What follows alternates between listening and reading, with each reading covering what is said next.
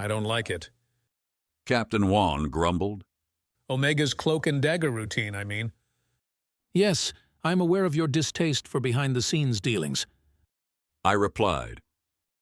However, Omega is on our side, and we should treat it as such. Benefit of the doubt and whatnot. Though I must admit I am rather annoyed at the postponement of my meeting with the newly christened diplomat Ulina. In the 3 months that he has been away, much has happened.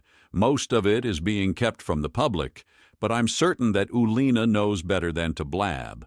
Perhaps I should remind him, though. I bet it has something to do with the Directorate, Captain Samuels ventured. Likely, I said. although it's best not to speculate. If you become too good at speculation, you will come under investigation, which will lead to frustration and potentially incarceration. The other captains groaned at my rhyme, to my utter delight. Wordplay is my forte, I must say. Still, Samuels was likely correct in the assumption that the Directorate was involved.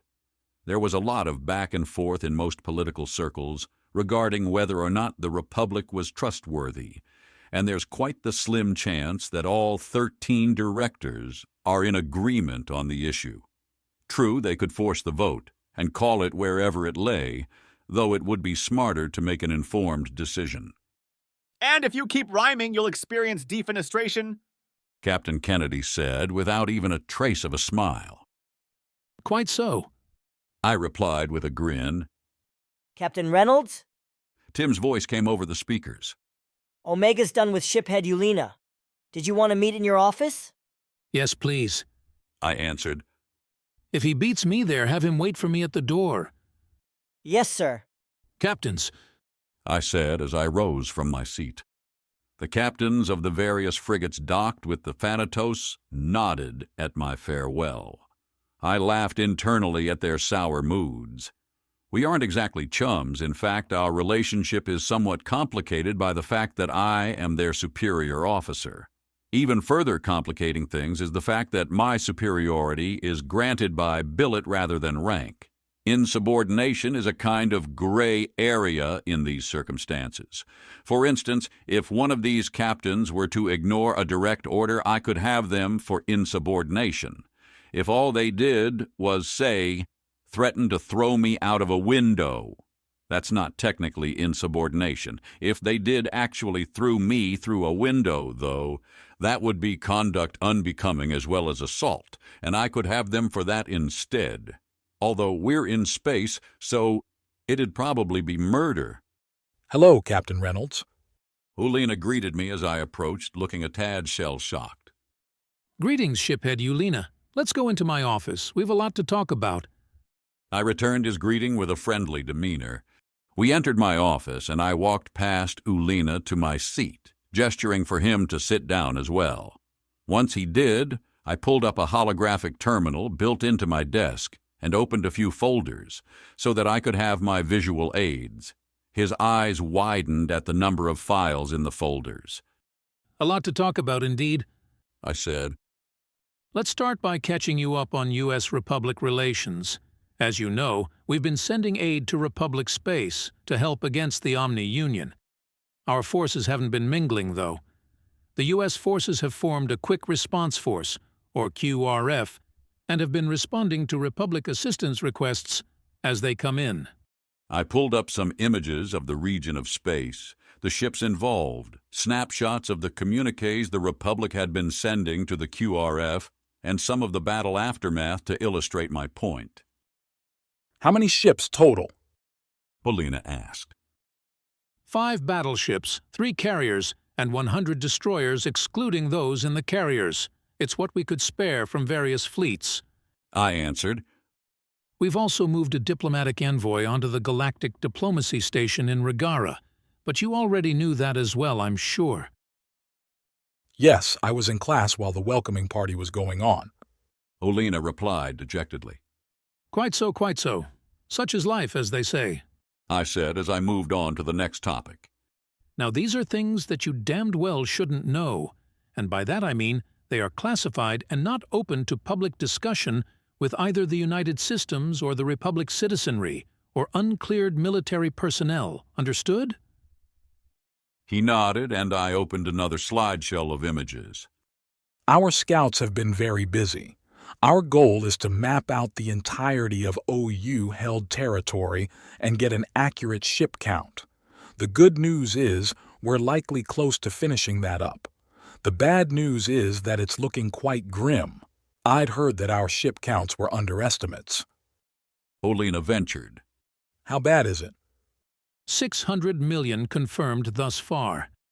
Still, with them giving us some breathing room in Seoul, we hope to be able to boost our fleet strength to match them. Combined with the Republic's fleet, of course.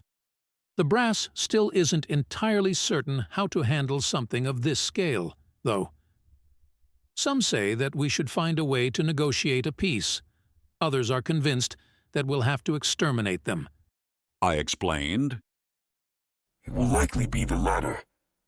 Omega interjected, his avatar appearing between us on my desk. Apologies for the interruption, Captain, but we need to get moving. If you'd kindly give the order. Moving where? Olena asked.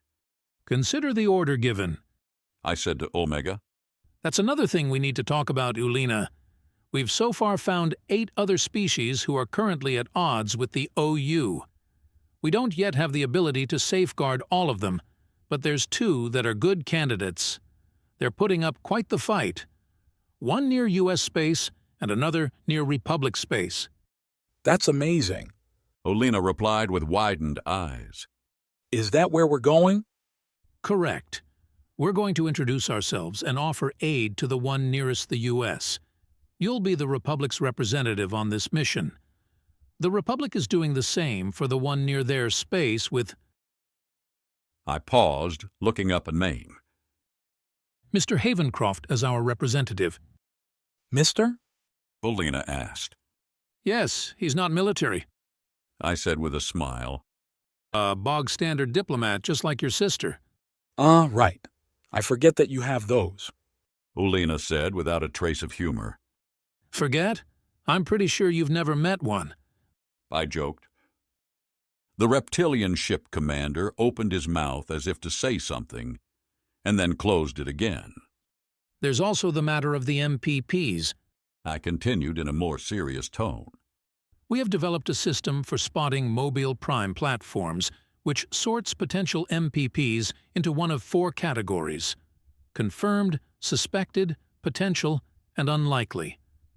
Unfortunately, we can't confirm any of them without getting within sensor range of the OU, and since we haven't yet developed a weapon to destroy the MPPs, that would be a terrible idea. However, we've managed to map out 34 suspected and 15 potentials. That's a lot of them. How did they manage to make so many? Olena asked. Unfortunately, it's less than half of what we believe they have. How they've made so many, I'm afraid I don't know, and it's likely irrelevant. I pointed out. However they managed it, we must put a stop to it, which is why we'll be trying to partner with these newly discovered species. Are any of them strong enough to actually help? It's unlikely that they have an equivalent military might when compared to either the Republic or the United Systems, but they've held out against the Omni-Union for this long. That has to count for something. I said with a slight smile. The main thing we'll be wanting to find out is if they've simply figured out the OU's tactics, or if they have an actual technological edge we can exploit. Also, it may seem pointless at this stage of the war, but we do have to think about what comes after. After? Olena looked genuinely puzzled. You mean if we beat the OU? Not if, shiphead. I pointed a finger at him for emphasis. When? The Omni-Union will not survive this war, one way or another. Olena's face was a mixture of emotion, a bit of shock and awe combined with a confused expression that begged for elaboration. After a few seconds of silence, it occurred to me that he might not know my meaning. The United Systems is exploring last resort measures to make sure that if the Omni-Union takes us out, they go down with us. while preserving as much of the galaxy as we can in the process, of course. I explained. Well, okay, I understand. Belina's face betrayed concern. I'm guessing that's a human-led initiative? No, the Gaunt, actually. I grinned. We do fully support it, however. What's this last resort going to look like? He asked. I have no idea. I explained. As far as I'm aware, it's still being brainstormed. The United Systems is confident in a total victory, but we're smart enough to have contingency plans in place. Just in case, you understand? Yes, I understand. Olina nodded. So will the U.S. be seeking integration with whoever we're about to visit? We will offer it, but won't push the matter if they decline. We'd rather not have the situation with the Gaunt become a precedent for our future interactions with potential new members. Olina visibly winced at this, which nearly made me smile. The Gaunt insurrections have long been a source of dark humor in the military of the United Systems, but from the outside looking in, I can see why the situation would be horrifying, which is also what made it as funny as it is. Don't be so serious, Ulina. Tim interjected. What's the difference between a Gaunt insurrection and your birthday, Captain Reynolds? I don't know. I lied. What's the difference, Tim? Your birthday only happens once a year. Olina looked at me with a horrified expression as I disguised a chuckle with a cough.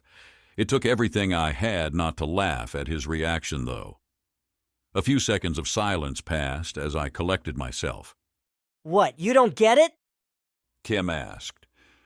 The implication is that Gaunt insurrections happen multiple times per year, which, while factually inaccurate, is... That's enough, Tim. I interrupted. I assume you had something to report? Yes, sir. We've arrived at our destination and are preparing to make long-range contact. Protocol says that you've got to be on the bridge before we can, though. Understood, we'll be there in a moment. I replied. Well, Ulina, let's meet our new friends, shall we?